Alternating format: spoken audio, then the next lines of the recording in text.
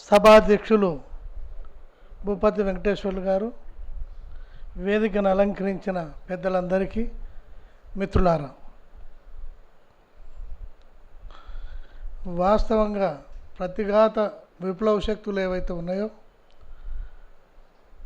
అంటే BJP, RSS తదితర శక్తులు ఏవైతే ఉన్నాయో వాటికి ప్రత్యామ్నాయంగా కార్యక్రమం రూపొందించబడాలి. ఈరోజు ఎటువంటి పరిస్థితి ఉందంటే, కారంచేడు దగ్గర నుంచి, కారంచేడు కానీ, పదిరికుప్పం కానీ, చుండూరు కానీ, వివిధ చోట్ల, అదేవిధంగా బీఎస్పీ కానీ, చివరికి బిఎల్ఎఫ్ కానీ, ఇవన్నీ పోరాట కార్యక్రమాలన్నీ కూడా ఫోటో మాత్రం అంబేద్కర్ ఉంటుంది. పోరాటాలన్నీ వర్గ పోరాటాలే. కారంచేడు దగ్గర నుంచి ఈ రోజు వరకు వర్గ పోరాటాలే.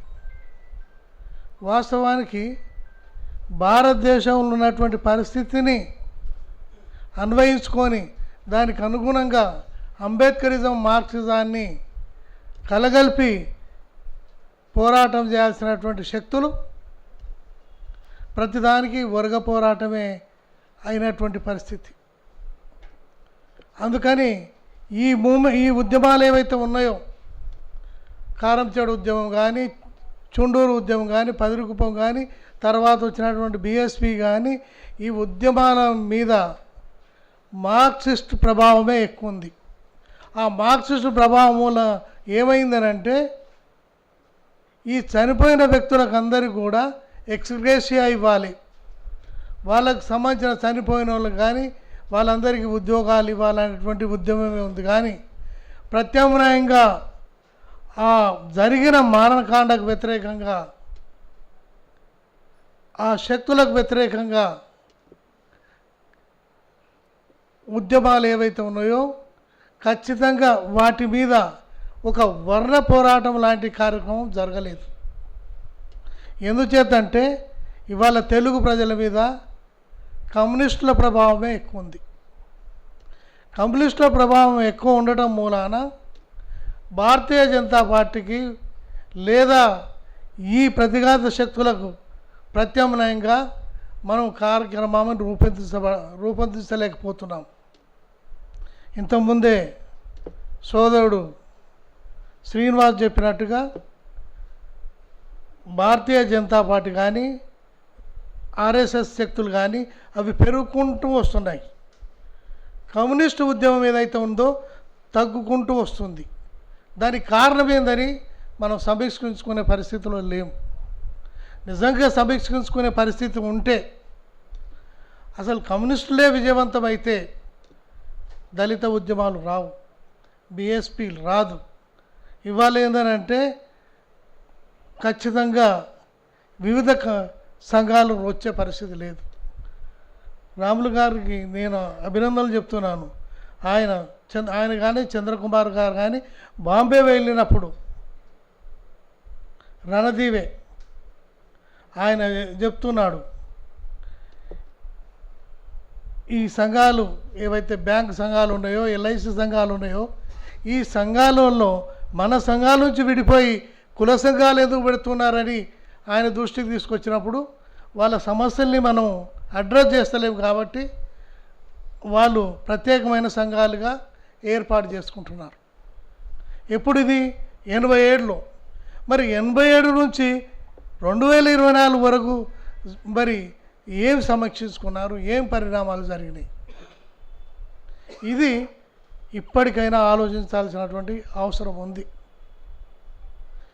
ఆలోచించకపోతే విజయవంతమయ్యేటువంటి అవకాశం లేదు.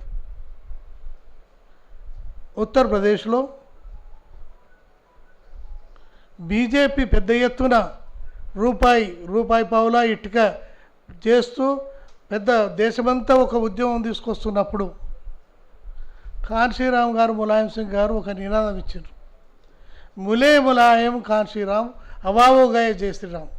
రాముని గురించి చర్చ జరుగుతుంటే మేమిద్దరం కలిసినాం, ఇక రాముడు ఎక్కడున్నాడు, గాల్లో కలిశాడు.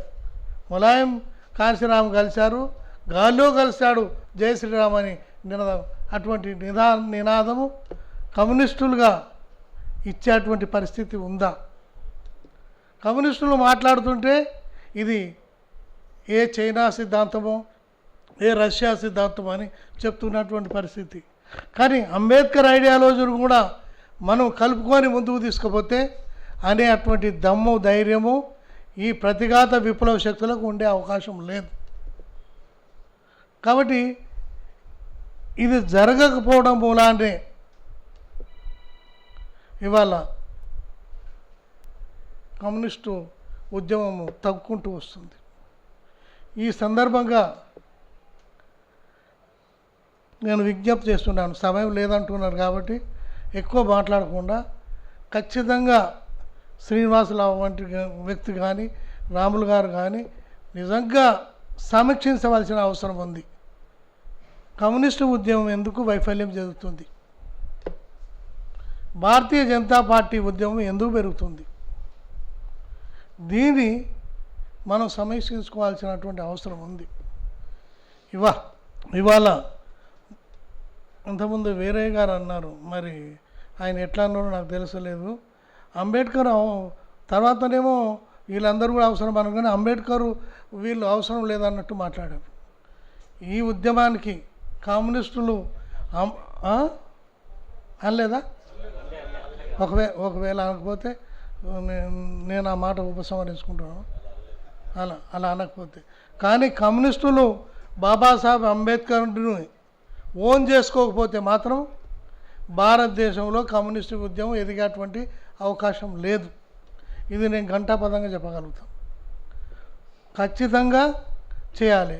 రెండోది ఏంటంటే మనువాదాన్ని అర్థం చేసుకోకపోతే, ఇవాళ చంద్రకుమార్ గారు మనువాదం మీద నేను పుస్తకం రాస్తున్నా అని చెప్తున్నారు. ఈ మనువాదాన్ని అర్థం చేసుకొని మనువాదం మీదనే కమ్యూనిస్టులు పుస్తకాలు రాయాల్సినటువంటి అవసరం ఉంది. ఇంతకుముందు ఎవరో చెప్పారు, పరిపూర్ణ అంబేద్కరిస్ట్ కావాలంటే మార్క్సిజం చదవాలని. దానికి నేను ఏమంటుండే, పరిపూర్ణ మార్క్సిస్ట్ కావాలంటే అంబేద్కరిజాన్ని కూడా చదవాల్సినటువంటి అవసరం ఉంది. అంబేద్కరిజం అంటే ఖచ్చితంగా బుద్ధుని దగ్గర నుంచి మహాత్మా జ్యోతిబా పూలే, నారాయణ గురు, పెరియార్ రామస్వామి నాయకర్, డాక్టర్ బాబాసాహెబ్ అంబేద్కర్, ఈ మహానుభావుల ఈ మహాపురుషుల యొక్క చరిత్రలన్నిటిని కూడా చదవాల్సినటువంటి అవసరం ఉంది. ఆ ఉద్యమాలన్నింటినీ కూడా పరిశీలించాల్సినటువంటి అవసరం ఉందని నేను చెప్తున్నాను. ఖచ్చితంగా వాటిని మార్క్సిజాన్ని కలగలిపి ముందుకు తీసుకుపోయినప్పుడే విజయవంతం అవుతామని చెప్పి ఈ సందర్భంగా నేను భావిస్తున్నాను. మిత్రులారా, ఖచ్చితంగా అంబేద్కరిజం మార్క్సిజం యొక్క అవసరం ఉంది.